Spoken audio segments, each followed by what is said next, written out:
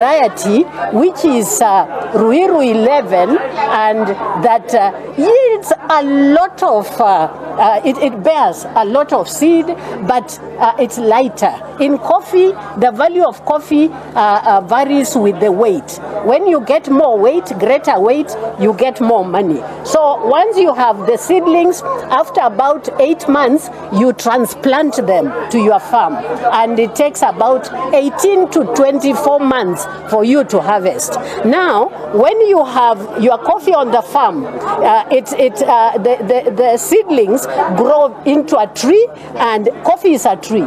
It grows into a tree, and the tree yields these fruits that are green here, which then ripen, and then they become red, and that is when we harvest the coffee. Now, in the process of the coffee tree growing, some of the fruits will fall down. The berries will fall down. Some of the berries will fall down. We never throw away anything relating to coffee. So, but the ones that fall on the ground doesn't get mixed up with the good quality coffee. We put it aside and we dry it. It's called mbuni. Mbuni is sold as coffee separately, but for the ripened ones, which must be very red before you harvest them, and then you pulp them. We call it pulping, removing this skin and the meat inside. So this is what we are looking for, and this is what we get. Once you pulp it, then you put it either in a container for about 2 days, because that process is called fermentation. Kwa sababu mukiona iko sticky, and that stickiness needs to be washed out, and it is washed up more easily when it has stayed for about two days, and that is called fermentation. And then once that happens, you wash it, and then you dry it on coffee drying tables in the sun, and you get what is called parchment coffee. This is the one. Yes. All right. Maybe. What about, because we have seen you're wearing some t-shirts and with a group of other ladies. What about this group? Because do you do as a group or you do as an individual? Okay, so what we have done is we have a company. I'm the CEO of the company. These are my advisory group. So we work together. They work with me from the beginning, from the time we grow the coffee. We discuss with each of them whether the coffee is doing well, what is doing well about it. If not, what should be stopped, what we are doing good, then we continue with that. So this is the advisory group. In terms of making money, because farmers go into these things with a view of making money. Yes. Let me ask you, maybe how much will someone make out of this, and how long will that take? So when we talk about coffee, I want to say very clearly that if you look at any crop that you grow, coffee is the best priced coffee. That is where you'll get the best, not yield, but the best price, the best benefits out of coffee. But it also takes you have to take good care of it. Okay, thank you so much. That was awesome. We will be having more of that. And now I want to hand this back to Zainab, who is standing by with the governor of this particular county, Fernandez Barras. Zainab. Thank you very much, Mwasame. Yes, we are with the governor of Kakamega County, our host here today, and he has been walking around looking at the exhibitions here. Governor, we have some products that have come all the way from Kitui County. Why aren't you doing the same here in Kakamega? I think what we need to do is to go and do some bit of benchmarking, because the essence of the exhibition booths is just to see what we don't have here, so that my team can also go and borrow from our brothers in Kitui. But I'm very much enthused with what we have seen here, a sorghum cake, a lot of exhibition in terms of organic agriculture. So there's a lot of development here in Kakamega. As you celebrate the World Food Day today, where our theme is water is life, water is food, and leaving no one behind. We just want to encourage our farmers now to go to organic farming and also to do a lot of mulching, which of course will ensure that we have food security. I'm joined here by my colleagues who are basically the partners that we are exhibiting here today. We have FAO, we have a World Food Program, we have IFAD, and many others who are joined me here today. And we just want to celebrate the fact that Kakamega is taking a lead on matters food security, and that is something that we are showcasing today. Yeah. I've seen one of the exhibitions I've seen is a group of young ladies here from Kakamega who are doing black soldier flies. And they say people actually eat those larvae. Yes. Did you try one? No, I've not tried, but I know they're very nutritious because I'm also a fan of eating termites. Yeah, so they're called Tiswa here. So it's really very encouraging to see youth taking part in farming, and that of course assures our generation that food security is now being taken very seriously, and also agricultural activities here in Kakamega. They said they taste exactly like Tiswa. Okay, yeah, of and course. Even when you smell, they smell exactly like Tiswa. Yeah, that one. In fact, I'll make sure that Lorraine from WFP, she can also have a taste. She told me that she's a fan of those flies. So now that she's here, we can maybe also bring her some. So as well as Carla here, I can see Carla here. Yes. Carla, have you tasted Tiswa before? Not before, but now yes. Now yes. Do you like the taste, or it's something you have to get used to? I like it. Actually, wonderful. Great, since the spirit of food diversification. So then maybe you can get the black soldier flies onto the diet. Oh yes, yeah. In fact, today, after this event, the theme of our lunch will be organic and traditional. So we'll want to serve Tiswa organic stuff, sorghum cake, so that we can actually live the dream, of organic farming. Yeah. I'd like to now listen to Carla for a moment. Please take the microphone. Yes. Carla, welcome to Kakamega County. Thank you. Tell me about what you're seeing here today. Yeah, first of all, let me really thank the governor of Kakamega County, Governor Barasa, for hosting the World Food Day 2023. Under the theme, of course, water is life, water is food, leave no one behind. I'm really so impressed for what I've seen during this tour of the exhibition, and particularly the variety of food that is really produced, from vegetables to crops. So I would say that really we have made so much progress, and the technologies that are using, particularly really to conserve and to manage water, it is really impressive. The variety of crops that you can even grow in arid areas. So it shows that we are also resilient to drought. And of course, I also saw that some of the farmers here, they are already really prepared, even of course to caution about El Nino, where we are going to have abundant water, and then they are able really to use the technologies to conserve the water.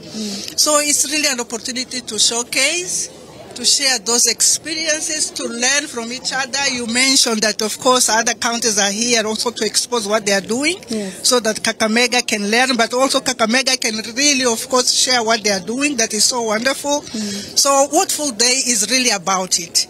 It's really about sharing, it's about learning, it's about raising awareness, because even if we see what we are seeing today, that we are doing progress, food security is still threatened by climate change, by really economic downturns, and also by conflicts that we see, not in Kenya, I should say, but in our region and in the world. So we have to come together. Partnership is really key.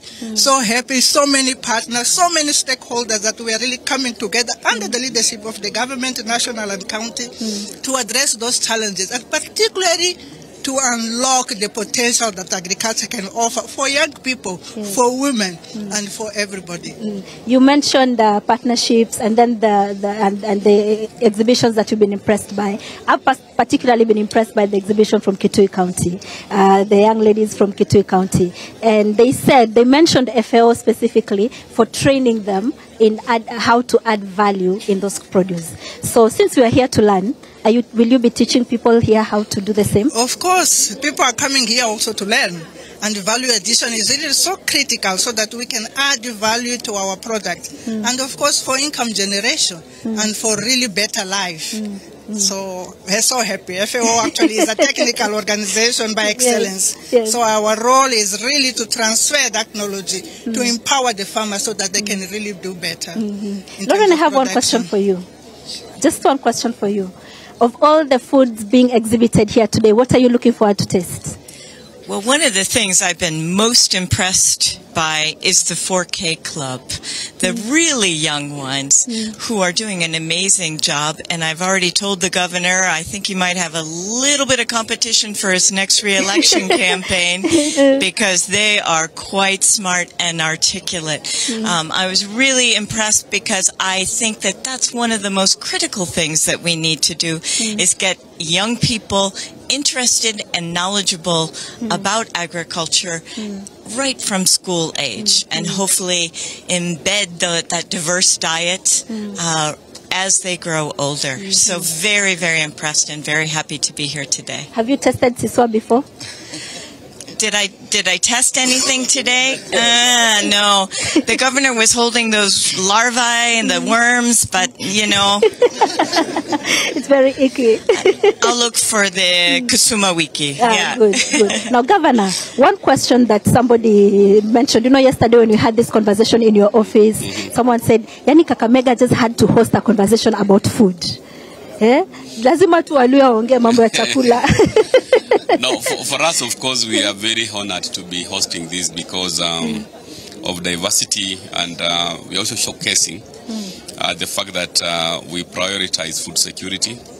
It is one of the national government priorities, as well as one of my priorities in my 6-point agenda. So it is just a coincidence that we are hosting this this year. So going forward, of course, we'll be one of the counties that will be producing a lot of food. So si ati juu tunapenda kukula. Yeah. So thank you very much. I'll release you now to get on with your day. Thank you very much. We'll catch up again. We're hoping you'll make some room for us on that lunch table so that we too can taste that. Now, Mwasame is still on standby on the other side again to talk to some of the farmers who are here today. And as the governor said, and as FAO said, and as WFP said, we're all here to learn. So let's see what Mwasame is learning today. Mwasame?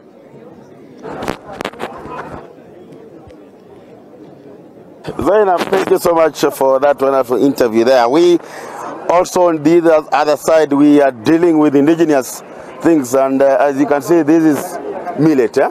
Yeah, sorghum. So, this is sorghum. We want to join this gentleman, can you stand here, from Incluside Society, and he will tell us more about this particular farming. We do understand that the clients have blocked something here. I don't know if my cameraman can be able to get this. We have samples of indigenous seeds. That's finger millet. Finger millet. Yeah. We have pearl millet. Pearl millet. Name them. But this man will tell us more about this. Okay. Start with your name. Okay. And tell us what you do here and what do you need to achieve. Okay. Thank you very much. My name is Henry Ojulong. I work for ICRISAT, which is acronym for International Crop Research Institute for Semi-Arid Tropics. We mainly deal with dry land crops. These are millets, mainly the main one being finger millet, then pearl millet, and then sorghum. And then also legumes, pigeon pea, chickpea, and granules. So these are crops which are adapted to dryland areas. They need very little water to grow. So that is why they really fit into today's theme of the World Food Day, because you use less water to produce higher yields. In addition, the crops are highly nutritious, which are good, especially in dry areas where we have limited variability of the crops. So here today, we are displaying different varieties suitable for different areas, which will grow, especially now that climate change is even coming. And then we expect less water and erratic rainfall. So these are the crops for the future. We also, apart from producing varieties, ICRISAT also works with the other organizations like CALRO to disseminate this. We train farmers on good agronomic practices, on water conservation practices to produce for optimum production. And then also after production, we do post-harvest handling to make sure that we get the right grains which are rich in nutrients. And then we also do value addition. Let me ask maybe an interested farmer, where will they get these seeds? And do you only do this because we are saying that these are drought-resistant seeds mostly? But they could have people from areas that receive a lot of rain who are also interested. Do you still do that or recommend that for them? Yes. So these are more suited in dry areas, but generally they can grow in any area. Like sorghum, they grow from the driest areas to the highlands. Finger millet the same. But at the same time, they will need less water. Wherever they are growing, whether it is high rainfall area or less rainfall areas. We have had some sort of attitude of farmers towards the sorghum, millet in this area. Those days, people used to grow hugely, but nowadays there's a lot of decline. What are you doing to make sure that farmers get back to this particular farming? Okay, thank you very much. This is actually attitude, and one of the things we're doing is mind change. The new populace feels that what our fathers were growing is not good. They would rather go for pizza. So we're doing a lot of sensitization, making people know the value. So apart from growing in dryland areas, these crops are very good in nutrition. So they're healthy crops. So like if you go to now big towns now, you are hearing, you see areas selling healthy food, whole food. So that's where you get our grain. So we're sensitizing people, grow these crops because we are assured of food. But at the same time, consumers eat this food because they are nutritious, they're health-wise. Yeah. There's another aspect of food security that already, if someone has something, they eat and whatever that remains they throw away and they want to go to the store and get the other one. Maybe, are you trying to tell people to embrace what you call leftovers so that they can also secure that? Yes. So generally, advice number one is let's be conscious on wasting food. So produce what's enough. But if it is reduced, if it remains, this food is not only good for us, it's good for animals. The chicken, you have chicken, poultry, you have, people do piggery, so you can give the remnants to the animals. And they're also more nutritious than they would get from other foods. Yeah. All right. Lastly, apart from you being found here, where else or how else can someone who is interested can find you people? Yeah. So, ICRISAT, we are based in Nairobi, ICRAF near the UN, but generally we're hosted by KALRO. So if you went to any station where KALRO it does dryland crops, you'll get it. Our main station is Kiboko in Makweni. Here in Western, we're based in Alupe in Busia. KALRO Alupe, so you can get there. Here we have brochures where we're giving out farmers with our contact, such that if they're interested, they can always get us to provide seed or to get advice on good agronomic practices, or even on the nutrition content of the grains. And of course, you have also come on NTV to market yourself, and that is actually the best thing to do. Thank you so much for talking to us. Zainab, for now, I pause there again. I want to make another move. I'll get back to you when I have something new. Zainab.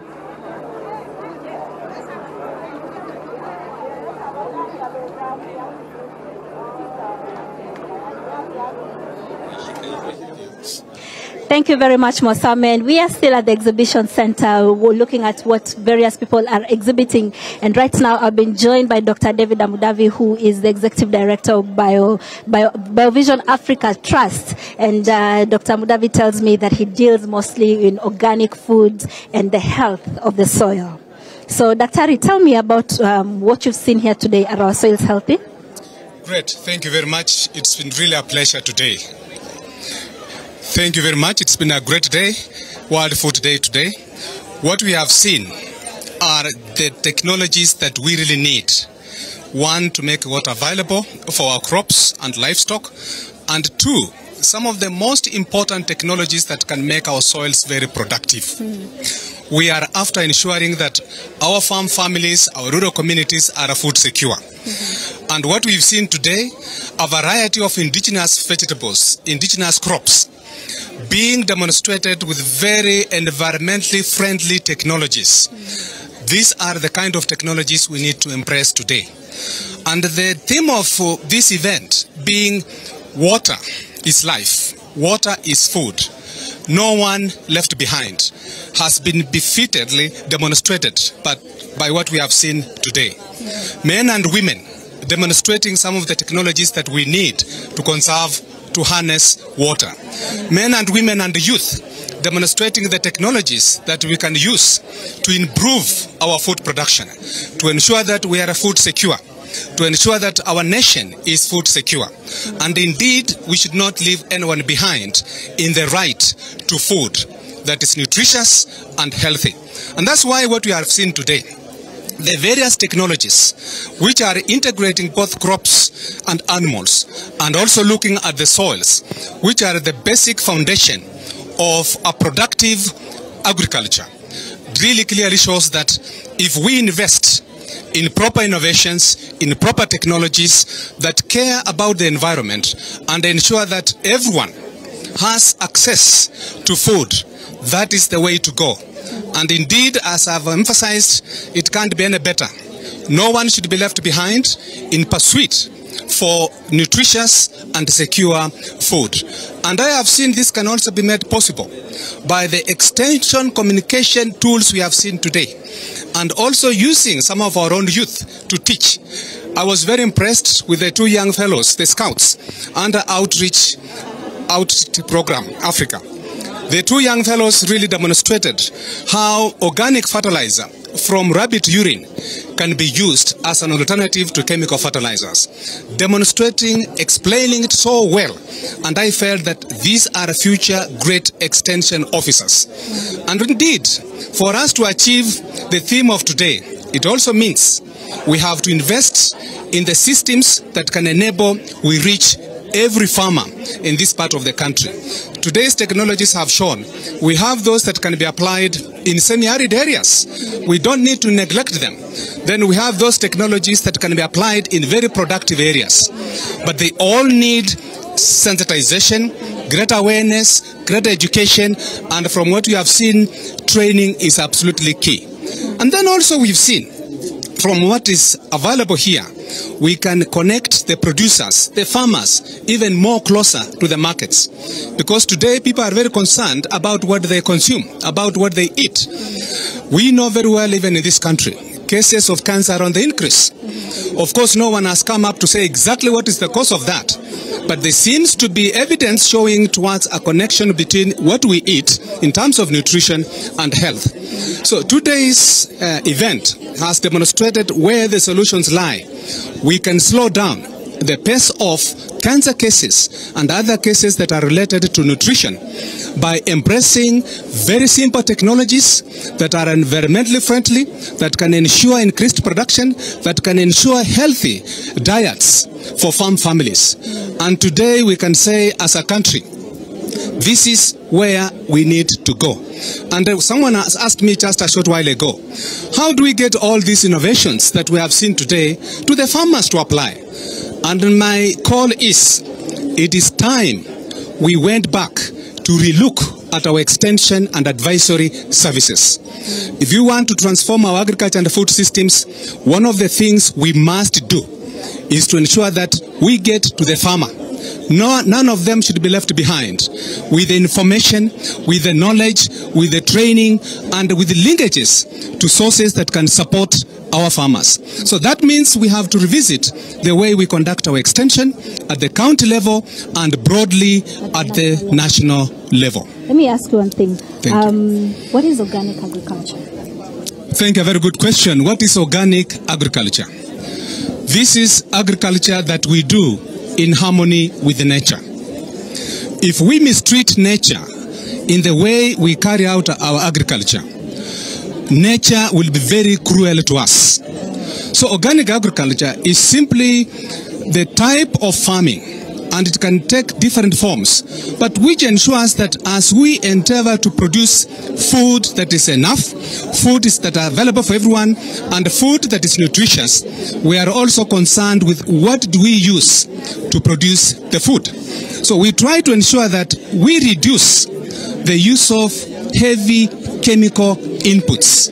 and look at more biological or environmentally friendly inputs. So if, for example, yes. If, for example, I have plowed my land using a disc plow or a djembe, and I have put in dung, organic manure using animal waste, for example, or rabbit urine, and then I've planted my crops, they're hybrid seeds, and then I spray for pests using the pesticides I've bought in an agrovet. Is that organic farming? No, because you are already resorting to chemical pesticides. That is not organic. Completely free. Organic, as much as possible, has to use more biological inputs, and pesticides from agrovets are not biological inputs. But there are pesticides that would be considered as biological. Okay. And we can say, yes, in the extreme cases where we might need to take some quick measures, it is not to say we might not use some of the chemical inputs. We might use some of them at the very beginning, but the moment we embrace other systems, other technologies that can lower the instances of pests and even disease infestation, then you don't really need to use heavy chemicals. You can use more biological, more environmental friendly inputs. So we can feed the world by going 100% organic? That is a question that people are always ask. Can organic feed the world? And I can also ask, can industrial agriculture feed the world? The answer is no. The Green Revolution came around. We came to double Green Revolution, but today Africa is still talking of over 800 million people still food insecure. And the number keeps increasing. This is in spite of the heavy investments that have really gone into green and doubly green revolution. So why can't we try other alternative methods? And perhaps we can unlock the potential of agriculture by resorting to organic and related environmentally sustainable agriculture. I really appreciate people are doing regenerative agriculture, people doing biointensive agriculture, people doing agroforestry, because all these are practices that we need that can also help us deal with the issues of climate change that we have today. We need to slow down the pace of climate change. But we can't do that when we are using inputs that continue to contribute to the double effect of creating climate change. So I believe we can feed the nation, we can feed the world indeed, by going for more organic production and more environmentally sustainable agricultural practices. Okay. Thank you. Thank you very much, Dr. Thank you. It's been a pleasure. Thank you. And I look forward to catching up with you and learning some more about organic farming. Please do. Thank you. Thank you very much. Thank you. Thank you. So the exhibitions here are still continuing. The day will continue, and farmers, and we also have some students here learning a bit more about agriculture. But before I come back to you, Mwasame, and you tell me a little bit more about what the farmers on that side are doing, let's just talk to one last person here.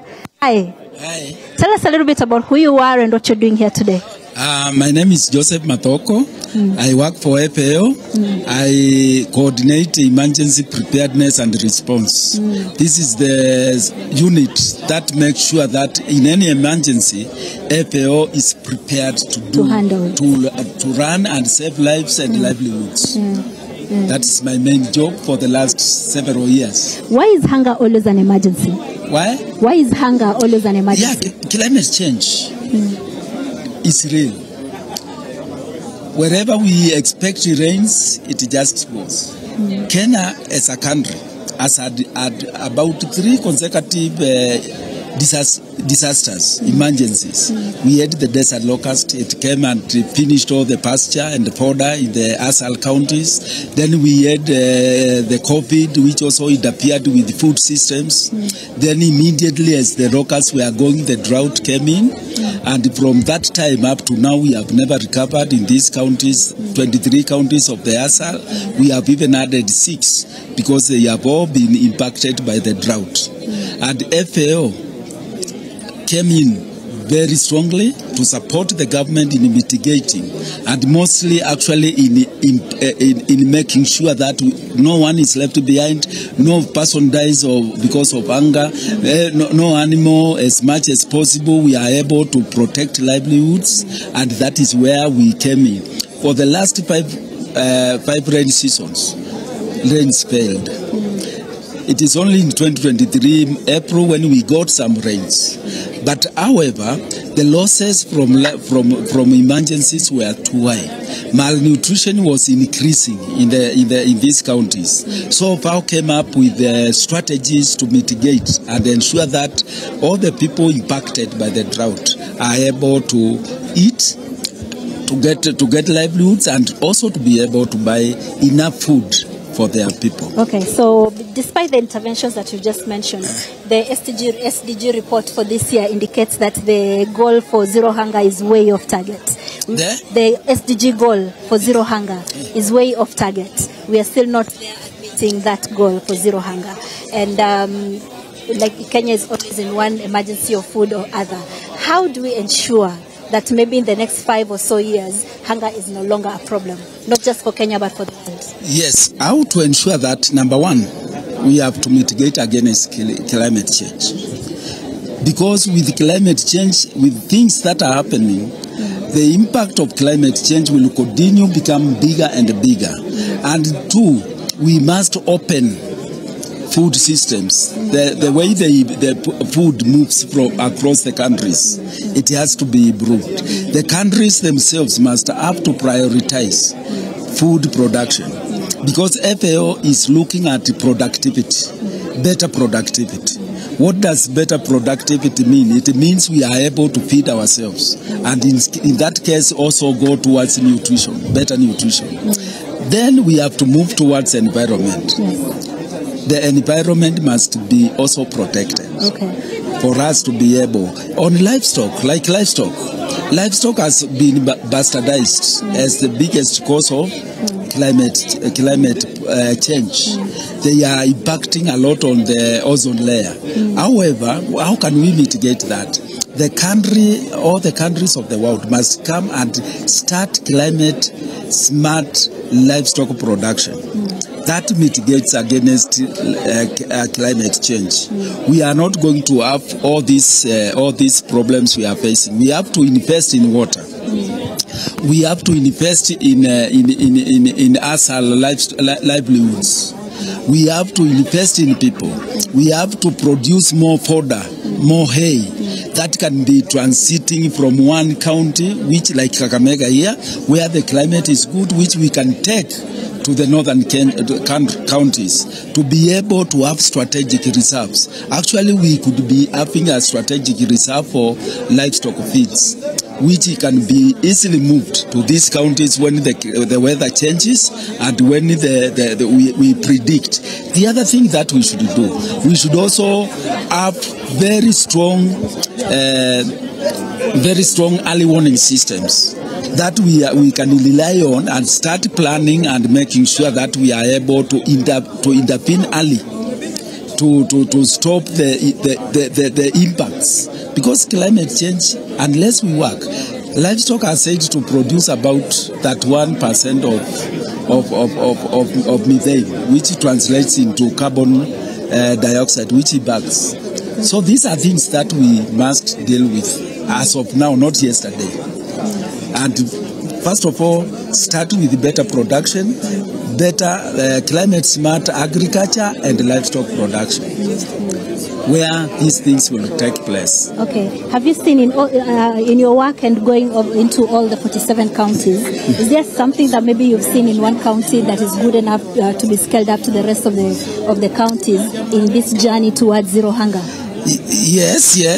There are counties that have strategies that are working. The first thing, the country cannot move unless you have people are able to feed themselves. When we go to a place like Makueni, there are so many people now on fodder production. If they improve on fodder production, where will they do? They will be able to sell. They will be able to have their livestock moving forward. If we can adopt some practices that are being implemented in some of these counties and translate the same, and then co-create with other counties, we are able to move towards zero hunger. Yes. Thank you very much. Mwasame is still on the other side. May I have the microphone? Thank you. Mwasame is still on the other side of this facility, standing by with more farmers who will tell us a little bit about what they are doing here today. Mwasame. But now I'm back to the farm now. For those who went to school those days, they are this word 4K club is very familiar to them. And as you can see, it brings those nice memories. So, Mwalimu, excuse me, naomba uiname kidogo. Want to see that? Thank you so much. These are very busy young men and women, the future leaders of this country. They are busy on this farm. They are doing organic farming here. They are using all these non-degradable bottles. These are bottles that are being utilized here so that they can also at the same time conserve the environment as they do organic farming here. Therefore, I'll quickly talk to these students. Kijana, habari yako, unaitwa nani, unatoka shule gani na nini kinafanyika hapa? Sawa basi. Mimi Shonani Mrenyi kutoka Buchinya Primary Junior Secondary School. Mimi ni member of 4K Club ya shule, lakini tumeunganika shule mingi ili tu present Kakamega 4K Club. Na hapa tunafanya Mandela Garden yenye imechanganywa na permaculture. Mnatumia nini haswa? Upande wa mbolea mnatumia mbolea gani na mbegu mnatoa wapi? Upande wa mbolea sisi huwa tunatumia organic manure peke yake. Hiyo huwa tunatengeneza kwa kuku zetu na sungura zilizo pale kando. Asante. Naona wana sungura pale. Kuja ndugu. Naona umevalia t-shirt safi sana hapa ina jina ya klabu. Unaitwa nani na yeye amezungumzia kuhusu mbolea. Nataka mzungumzie ni vyakula gani mnapanda hapa? Okay, kwa majina ni Geoffrey Mwangi, mmoja na 4K Club huko. Hapa katika Mandela Garden tunapanda mboga kama vile sukuma, kunde, spinach, tuna vitu kama managu, hata mrenda. Huku sisi tunatumia mbegu ambazo tunaweza kuzinunua, mwalimu wetu wakati mwingine anatununulia, na wakati mwingine mboga zetu tunazozipanda zenyewe huwa zinafika mahali zinatoa maua na zinatupea mbegu zenyewe. Wonderful. Sasa mnauza hii pesa mnauza? Ndio, sisi wana 4K Club tunauza mboga zetu. Pesa ambazo sisi upata zinaweza kutusaidia katika shamba, mipango mingine kama vile tunaweza kununua mbegu, wakati mwingine inatusaidia kama kuna mtoto ambaye ana shida shuleni inamsaidia. Asante, nitazungumza na wale wasimamizi wale wanaowasaidia kutafuta mbegu. Madam, mtaza jina kwa haraka tu tueleze labda umuhimu wa klabu kama hii, kwa sababu klabu hizi zilikuwepo enzi zile na zikatoweka. Labda ujio wake una umuhimu upi? Mimi naitwa Alice Dome, ninatoka kwa Ministry of Agriculture, the 4K Club implementation team. Sisi ndio tumesimamia 4K clubs zote Kenya mzima, na tunasema we want to change the attitude towards agriculture, and we are starting with the young pupils like what you can see here. This is the little that we can do to change their attitude towards agriculture. So we are urging all the schools in Kenya, please can you start a 4K club and start small like what the others are doing here. So that is what we are doing for now. Maybe kwa ufupi tu umuhimu wake ni upi, kwa sababu kuna watu wanajiuliza manufaa yake ni yapi, kwa sababu watu wanafanya vitu kutaka kuona manufaa yake. Mnajua kwamba watoto wetu siku hizi hawajui kilimo, hawajui kulima, hawajui chakula yetu inatoka wapi. So sisi kama 4K clubs tumesema ni vizuri tuwaonyeshe chakula inatoka wapi, na tuwaambie kwamba hata kwa kilimo unaweza pata biashara, kwa kilimo unaweza fanya kazi yako na upate pesa zako. Kwa hivyo ndio maana tunataka tuanze na hawa wadogo, tukipanda hivi mpaka mtu akiwa mkubwa anajua kwamba kilimo ni nini. So hiyo ndio lengo letu hasa. Asante sana. Naona kuna madam hapa na chupa. Zina nini hizi chupa mama? Naona zimezishika hapa kama maji. Anza jina lako. Kwa majina anaitwa Madam Bilha Miraba, patron 4K Club Buchinya Primary. Nami hapa nina mbolea. Hizi chupa, huu ni mkojo wa sungura ambao tunatumia katika shamba yetu kuhakikisha kuwa hatutumii kemikali yoyote. Katika shule 4K Club wamefuga sungura na wana harvest hiyo mkojo. Huu mkojo ndio wanatumia kama mbolea, wanatumia kama pesticide. Na hii pia hapa ni concoction ambao walitengeneza, walitumia dithonia, wakachanganya pilipili na samadi na wakaiweka iferment. Ikimaliza wiki moja ukispray katika mboga yako, mboga iko sawa, hakuna kemikali. Yule mzazi ambaye anakutazama kwa sasa nyumbani, wanafunzi wengi wanafunga shule, utamweleza vipi kwa ule muda mfupi aweze kumwelekeza mwanafunzi wake vile vile aanze mradi kama huo nyumbani? Naomba wazazi waweze kupatia watoto wao sehemu kidogo tu na waweze kuwasupport, kwa sababu wazazi wengi wanaona mtoto akienda shambani anaenda kuharibu. Wawasupport, wawaambie, kwa sababu mtoto akitengeneza sehemu kama hii kidogo tu, utakuwa umepata chakula, utakuwa umepata pesa na utakuwa unaweza kupeleka mtoto shuleni. Ashukuru sana. Basi Zainab, nilisema nataka tena kutafuta kitu kingine tofauti, lakini kwa sasa mimi naomba nitilie hapo kikomo, narejesha usukani kwako hapo. Singeweza kutamatisha haya matangazo bila kutumia lugha ya Kiswahili. Zainab, Mzo yako unazungumza na wakulima. Wewe mazungumzo yako ni wakulima. Mimi upande wangu huku upande kwenye niko tunazungumza na experts. Yaani sasa wale watu ambao wanaweza kutatua yale matatizo, ile changamoto ambazo wakulima wako nazo. Na here I'm joined by Anastasia. Naona ni kama ameweza kutembeka nikatutongea Kiswahili. We are not talking in Kiswahili is also okay. Great. Sasa jana Anastasia Mbatia is from World Food Program, the Farm to Market Alliance. And yesterday when we had a conversation live from the governor's office, we had a farmer on the panel. And one thing she said is that they have sometimes they have a lot of produce, like for this season particularly, there's bumper harvest. Yeah. But the problem is how to get that harvest to the market. So that's where you come in, right? Yeah.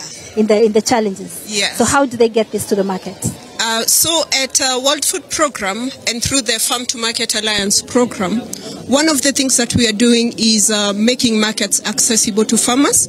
And through this, what World Food Program is doing is that there is an innovation called Farmer Service Centers. So Farmer Service Centers are agripreneurs who are based in the villages. And what these agripreneurs do is that they're able to aggregate the demand. So they aggregate the demand of the output, which the farmers are producing, and then after that they're able to provide linkages to the market. Markets are attracted to bulk purchases, and smallholder farmers on their own are not able to bulk that produce. So this is why it is essential when the farmer service centers come, they're able to aggregate the demand that is able to attract markets and also helps farmers to be able to get better prices at the farm gate.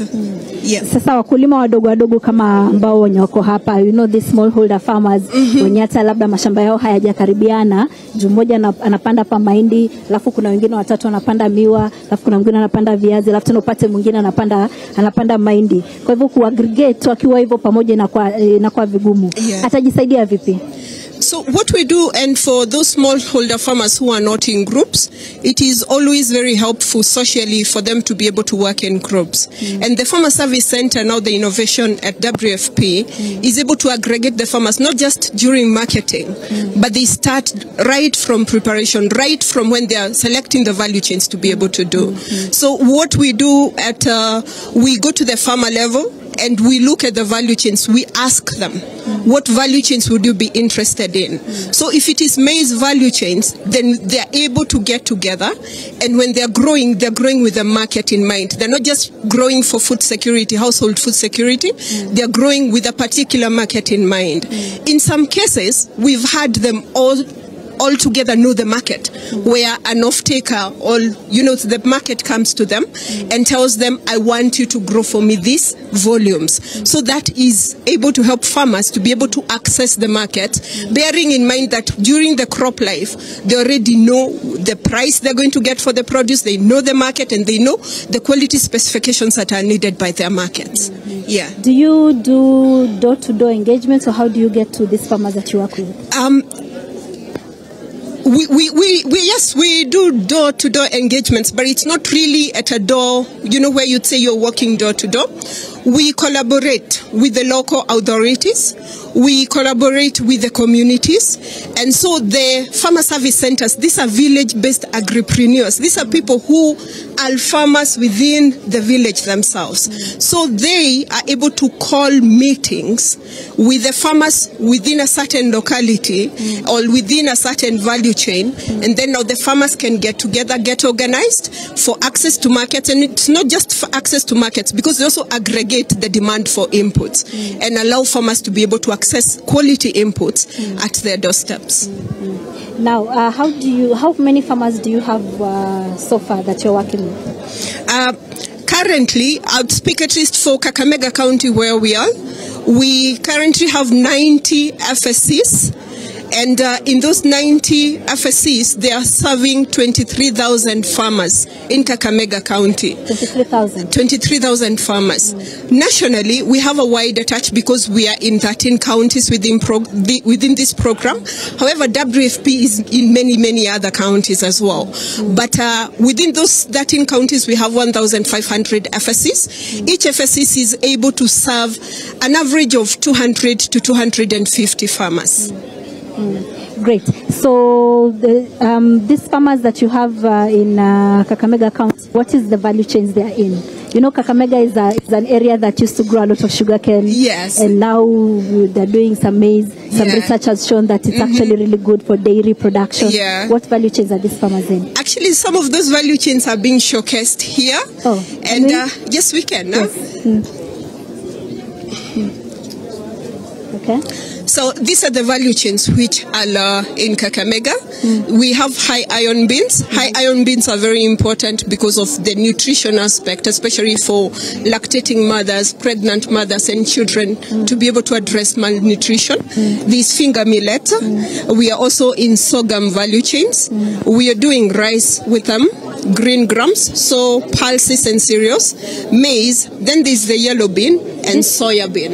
This is the highland rice? Yes, we are practicing a bit of highland rice, but there's also some places where there's depressions and swamps where they can be able to access water, where farmers have started practicing rice growing. Oh, okay. Yeah. So this was not grown under flood irrigation?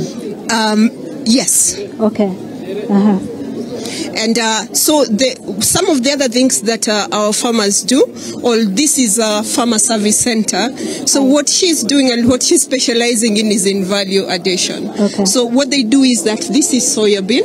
From soya bean, because now of looking for markets and thinking about how innovative ways of how they can be able to market it, is that they roast it. So these are roasted soya beans. And again, they also deep fry them. Deep fry? Yes. So these are snacks that they have been able to innovate and be able to come up with innovations of snacks that children can be fed with. So this is soya bean? This is soya bean. So when it's deep fried, is it coated in something else or just? So what she does is that first she will soak it because it's been to be able to remove some of the gases. And once she's able to soak it, then she's able to roast it. Once she roasts it, she coats it with a paste of pumpkin. Pumpkin paste. Okay. A pumpkin paste, and then deep fries it. Okay. So the process of all that ensures that there's a long shelf life, because you see now they don't need to be refrigerated once they've been able to make them. So then they're able to sell them. Okay. So soya bean is very essential for protein because of nutrition, addressing nutrition, because it's very high in protein. And pumpkin is also very good for vitamins.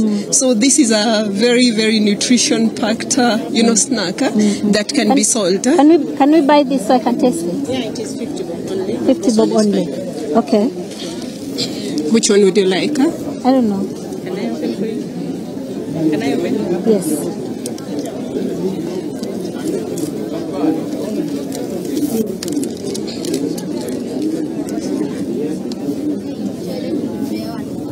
Can't even see the bean. Very sweet. Let me pick one also. See? Yeah, would you know that it is soya bean? No. Very innovative. It's very delicious, and yes, I'm sure children would really like this. Yeah, but this one. Come and eat. Huh? Don't push. Don't push. Just move slowly. Try that. Thank you. How is it? You like it? How does it taste? Okay. Now go. Okay. Okay. Now you can pass behind me. Okay. So tell me, this is also still soybean? This is soybean, but what she's done, this is not coated with pumpkin, so this is roasted soybean. Okay. So at this point now it's just roasted, and if someone wants to munch it, you can munch it as a roasted bean. Yeah. Okay. Well, and all this is from Kakamega County? All this is grown in Kakamega County. There's also other value chains which we didn't look at the sweet potato and also the potato value chain. Okay. So the sweet potato is very essential because what we are promoting is called the orange fresh sweet potatoes that is packed with vitamin A. So that is also important for pregnant mothers, children, and also lactating mothers and children in general to be able to address malnutrition. Yeah. Okay. And this yellow fleshed sweet potato, the orange fleshed sweet potato, how long would you say, how many farmers have now embraced it in the county? I don't have those figures with you, but I can be able to get there's a lot of farmers who are doing it as a value chain. And how we promote it, we mainly promote it to be able to address malnutrition. And when we promote it, not just beside a value chain, we also promote it as a household, an essential household crop, especially for kitchen gardens, for women with young children. So I would say a majority of the households, maybe even 60-70%, have it, the people now that we've been able to touch. Yeah. So that potato, does it cook faster than the other potato? Yes. It cooks much faster. It's more delicious, and we don't have it cooked yet. But then again, also for value chain addition is that we have the FSCs and also the processors looking for ways in which they can be able to prolong the shelf life.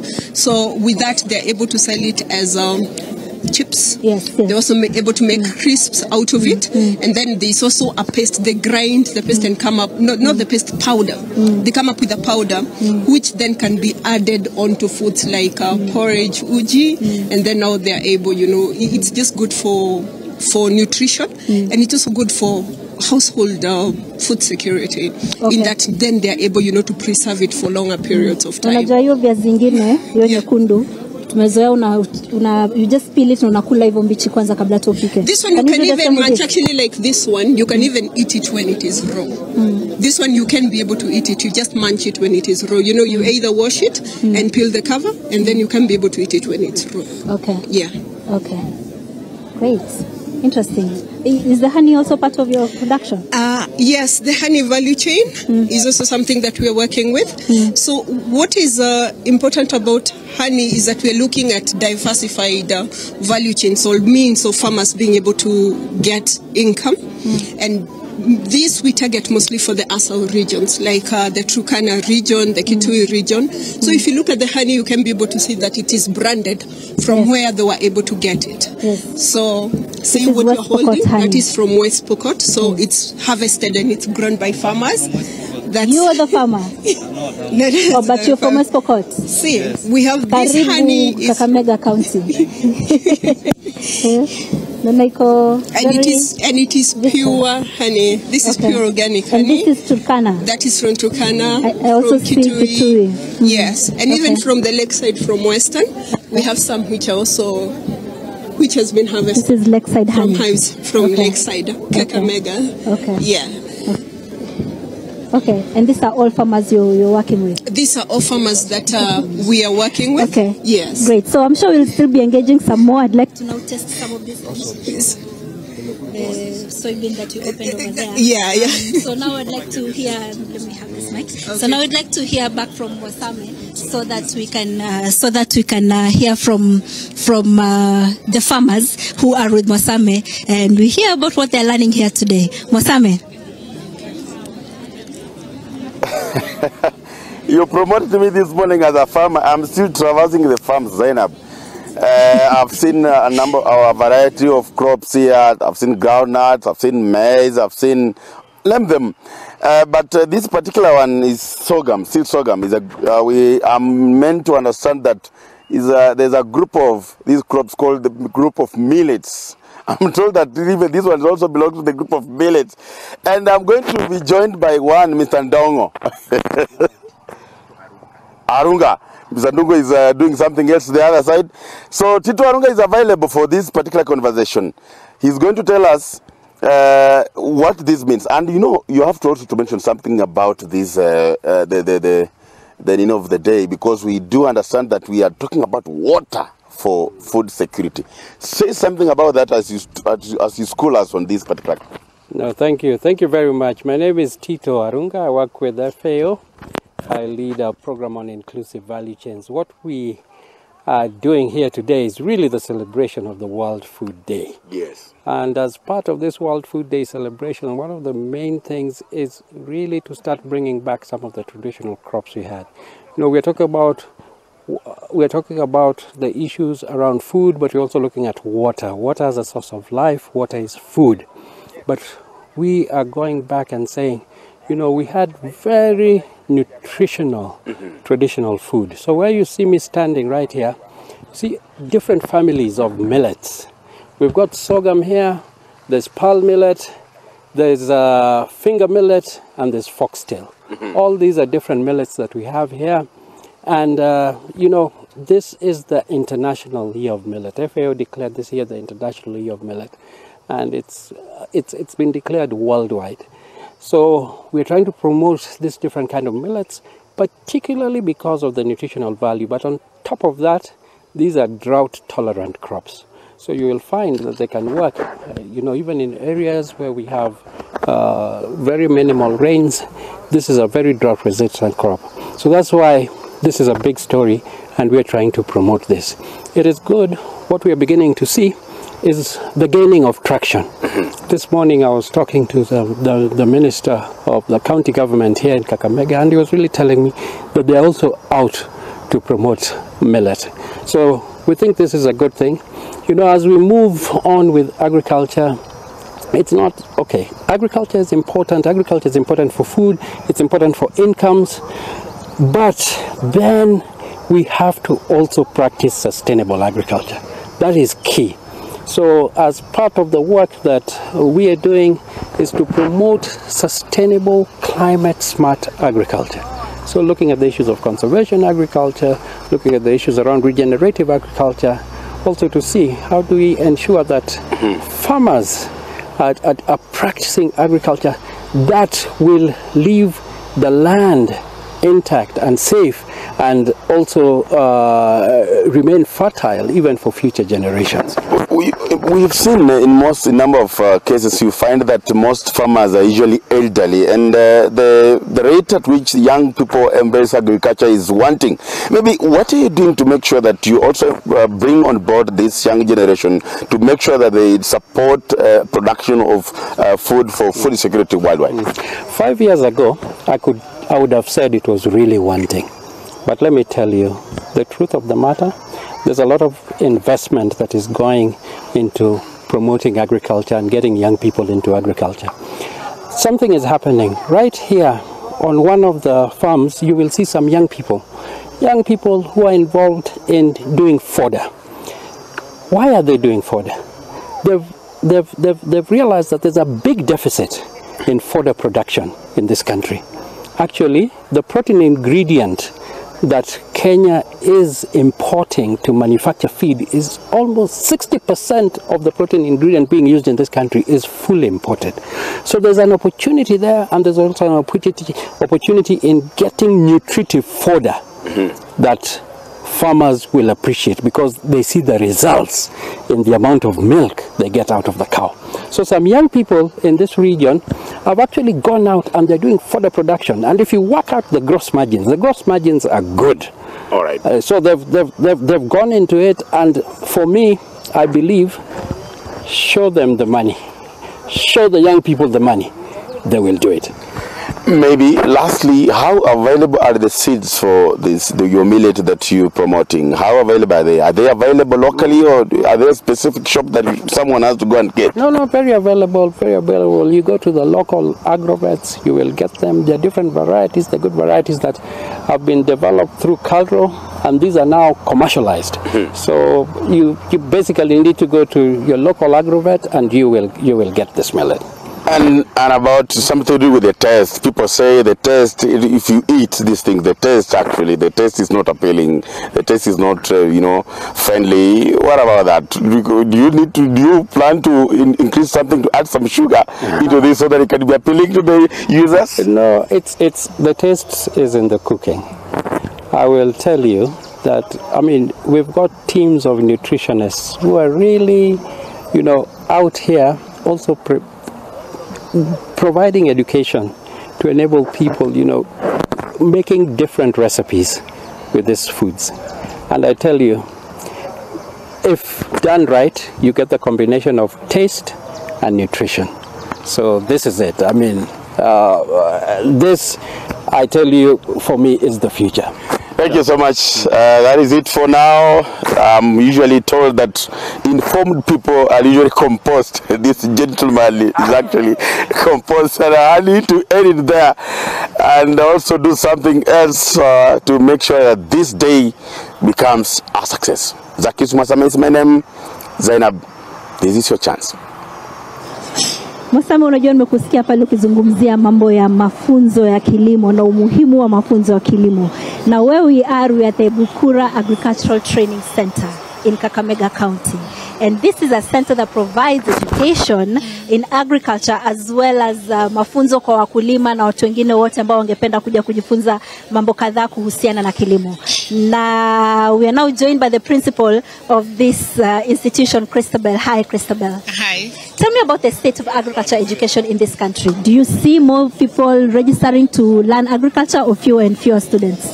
Yeah, looking at the trends now, I see more people joining agriculture, not necessarily just learning alone, but also practicing. I see youth are also coming up strongly to start agriculture.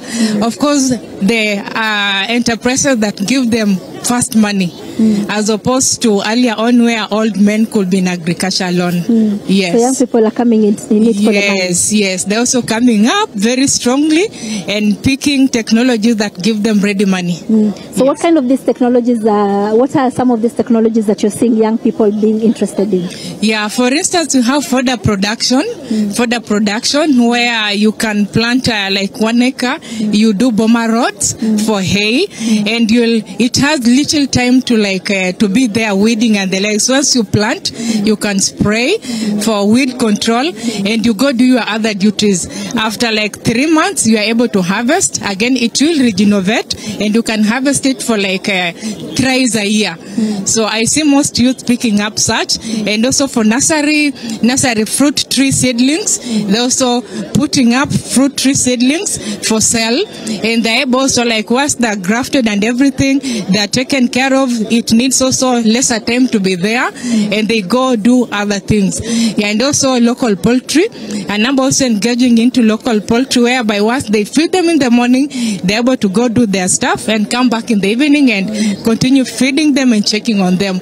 So those are just but few technologies and enterprises farmer youth are actually engaging in. Yeah. Now, why is agriculture training important? Yeah, agriculture is actually backbone of our economy, and you mention of agriculture, what comes into your mind is food, and without food, the nation will be food insecure. And once you are food insecure, you'll find criminals are too much, they'll be fighting for food. So agriculture, it's everything. Once you have food, people are able to eat, are able to develop, and even thugs and other criminals will also be comfortable. They'll get at least a piece, and the nation will be well developed with agriculture. Yeah. So what would you say to the young people who say agriculture is a dirty and a poor man's job? First, agriculture is not everything is dirty in agriculture. There are some enterprises that actually clean, whereby you can engage in such enterprises where you are able to like also get your food. There are other technologies like urban and peri-urban technologies where you grow like the corn gardens, you grow like the keyhole technologies. You don't have to catch mud. The multi-story gardens you've seen here in Bukura, we do that, and all this you don't need like to get mud. It's all about having like a soil in your sack and you plant, and you'll be watering it year in as you get your food. So agriculture is not all about mud. There are those enterprises you can engage in and you still come out clean. And secondly, you don't have like to go digging for you to be like dirty for you to get money. You can also bring on board other people and you like supervise them. You can do a lot in agriculture, not necessarily getting into the mud. Yeah. Okay. So as we wind up this conversation, what would you like the young people who have attended this and also the farmers who have attended this field day here today to learn? What is the one key takeaway you'd like them to take from Bukura today? Yeah, the one thing I'll wish most farmers to get into is actually the production of local vegetable and traditional food crops. These are crops that actually do not need they do not need much cost of production. Like the local vegetable, you can produce in a small space and you are good to go. Like the traditional food crops, currently we call them high valued food crops, like the cassava, like the sweet potato. These are crops you can have in your farm and you'll be having them year in, year out, and they do not need much fertilizer to produce. They do not need like the cost of production is not that high. Diseases and pests, again, they are minimal. So these are areas, if you want to start like agriculture and you want to be in production year in, year out, you can start with. And we have their seeds here. So those interested can come to the center. We can give them the seeds, the cuttings and everything so that they can actually start off. It's a good venture. For me, I've grown in agriculture.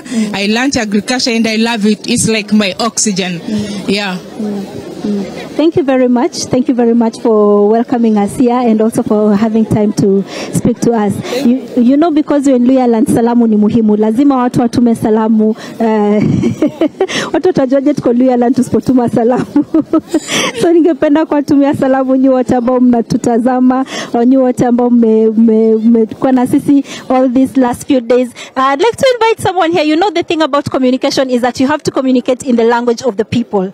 And we're in Kakamega County, and the theme of this World Food Day is leave no one behind. Water is life, water is food, leave no one behind. So how do you communicate that in Luyaland, in Kiluya? How do you communicate that? Amatsi na shokhlia, amatsi no blamu, olaleko mundu yosi elwanyi tawe. Yes, yeah, fantastic. And that is an excellent point to close this conversation. My name is Zena Bondati in Luyaland. I'm known as Omtoi in Kakamega County, in my home county. And also on behalf of my colleague, Zakius Mosame, we bid you goodbye and see you another time.